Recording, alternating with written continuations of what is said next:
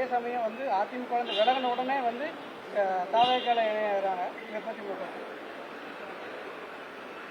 இது ஆரோக்கியமான ஒரு அரசியலாக விடுதலை சிறுத்தைகள் கட்சி உணரவில்லை, கருதவில்லை.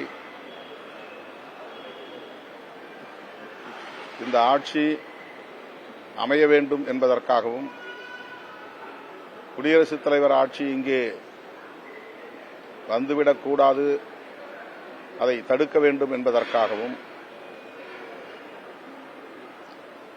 இடதுசாரி கட்சிகளோடு இணைந்து விடுதலை சிறுத்தைகள் கட்சி இந்த முடிவை மேற்கொண்டது. எங்கள் ஆதரவை நாங்கள் நல்கியிருக்கிறோம்.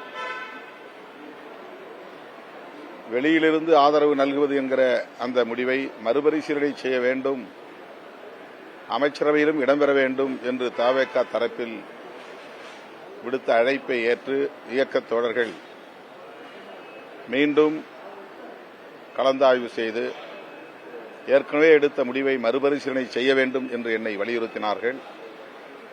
அதன் அடிப்படையில் நாங்கள் இன்றைக்கு அமைச்சரவையிலும் இடம்பெற்றிருக்கிறோம். இந்த நிலையில் தவேக தலைவருக்கு, முன்னணி பொறுப்பாளர்களுக்கு விடுதலை சிறுத்தைகள் கட்சி விடுக்கிற வேண்டுகோள், எந்த சூழலிலும் உங்கள் ஆட்சி கவிழ்வதற்கு நாங்கள் இடம் கொடுக்க மாட்டோம். அந்த நம்பிக்கையோடு நீங்கள் ஆட்சியை திறம்பட செய்ய வேண்டும்.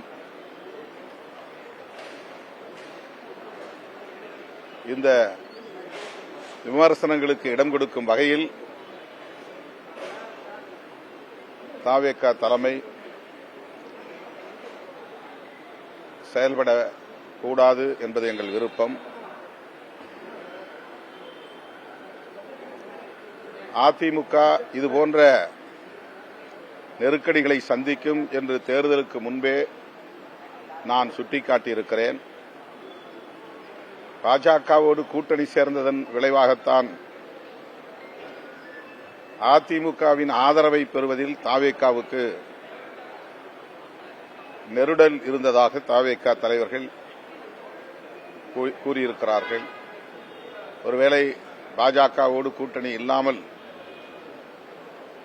அதிமுக தனித்து தேர்தலை சந்தித்திருந்தால் அவர்களோடு சேர்ந்து ஆட்சி அமைக்கிற முயற்சியை தவேக முன்னெடுத்திருக்கும்.